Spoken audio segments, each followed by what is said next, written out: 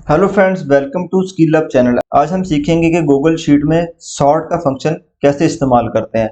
इससे पहले हमने सॉर्ट का जो टूल है वो यहाँ से इस्तेमाल किया था, डाटा में जाके ये सॉर्ट शीट है और सॉर्ट रेंज वगैरह यहाँ से भी हम सॉर्ट करते थे। लेकिन जो सॉर्ट का फंक्शन है ये इस्तेमाल करना ज़्यादा ईजी भी है और ज़्यादा बेहतर भी है, और इसको आप शीट में किसी भी जगह पे आप इस्तेमाल कर सकते हैं। आपको डाटा कॉपी करने की ज़रूरत नहीं है। अब सॉर्ट के फंक्शन के अंदर काफ़ी चीज़ें हैं। सबसे पहले हम बात करेंगे सॉर्ट बाय डिफ़ॉल्ट की, कि सॉर्ट का फंक्शन बाय डिफ़ॉल्ट हम कैसे इस्तेमाल करते हैं। जब सॉर्ट का फंक्शन हम बाय डिफ़ॉल्ट यूज़ करते हैं तो सॉर्ट का जो फंक्शन होता है वो अपने जो फर्स्ट कॉलम होता है उसके अकॉर्डिंग अपने आप को सॉर्ट करता है। तो लेट्स सपोज मैंने इस सारे टेबल को सॉर्ट करना है, तो मैं पहले बाय डिफ़ॉल्ट सॉर्ट करेंगे।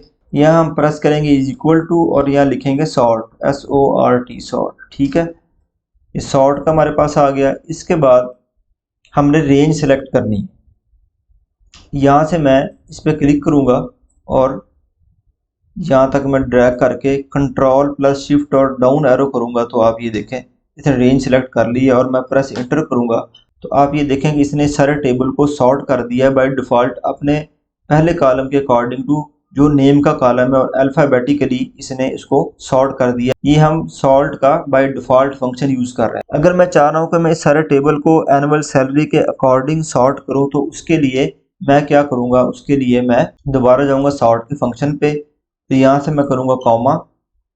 ठीक है, अब यहाँ हमारे पास इस टेबल के अंदर 4 कॉलम है, 1 2 3 4। ठीक है ना, तो मैंने फोर्थ कॉलम जो एनुअल सैलरी का उसके अकॉर्डिंग इसको मैंने सॉर्ट करना है, तो मैं कॉलम नंबर लिखूंगा ये वाला। ठीक है, उसके बाद कॉमा। उसके बाद यहाँ हमने लिखना होता है ट्रू या फॉल्स। ट्रू होता है असेंडिंग ऑर्डर के लिए, असेंडिंग ऑर्डर होता है कि पहले छोटा नंबर होता है फिर बड़ा होता है और उससे बड़ा होता है। और फॉल्स होता है डिसेंडिंग ऑर्डर। डिसेंडिंग ऑर्डर ये होता है कि पहले बड़ा नंबर होता है फिर उससे छोटा होता है फिर उससे छोटा होता है। तो मैं चाह रहा हूँ सैलरी मैं करूँ डिसेंडिंग ऑर्डर में, कि पहले सबसे ज़्यादा सैलरी है फिर उससे कम है फिर उससे कम है, इसके हिसाब से ये जो है उसके अकॉर्डिंग जो है ये टेबल हम सॉर्ट करें। तो मैं यहाँ लिखूंगा फॉल्स। ठीक है, और मैं करूँगा इंटर। तो आप ये देखिएगा कि सबसे ज़्यादा सैलरी पहले आई, उसके बाद फिर उसके बाद और उसके अकॉर्डिंग ये टेबल जो है ये हमारे पास सॉर्ट हो गया। सॉर्ट के फंक्शन का एक और फायदा ये भी है कि आपको ज़रूरी नहीं है कि आपने सारा टेबल ही कॉपी करके उसको सॉर्ट करना है। आप अगर सिर्फ एक कॉलम को सॉर्ट करना चाह रहे हैं किसी दूसरे कॉलम के अगेंस्ट, तो आप ऐसा भी कर सकते हैं। जैसे ये कॉलम है मेरे पास फुल नेम का, ठीक है, तो इसको मैं सॉर्ट करना चाह रहा हूँ अकॉर्डिंग टू एनुअल सैलरी।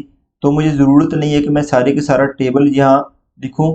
मैं उसके लिए क्या करूँगा, मैं यहाँ सॉर्ट का फंक्शन यूज़ करूँगा, सॉर्ट।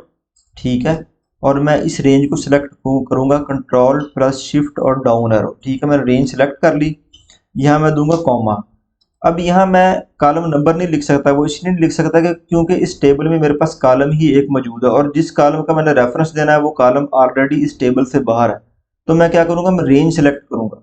मैं यहाँ से ये वाली रेंज सेलेक्ट करूँगा एनुअल सैलरी की, कंट्रोल शिफ्ट और डाउन एरो। ठीक है, ये रेंज सेलेक्ट हो गई।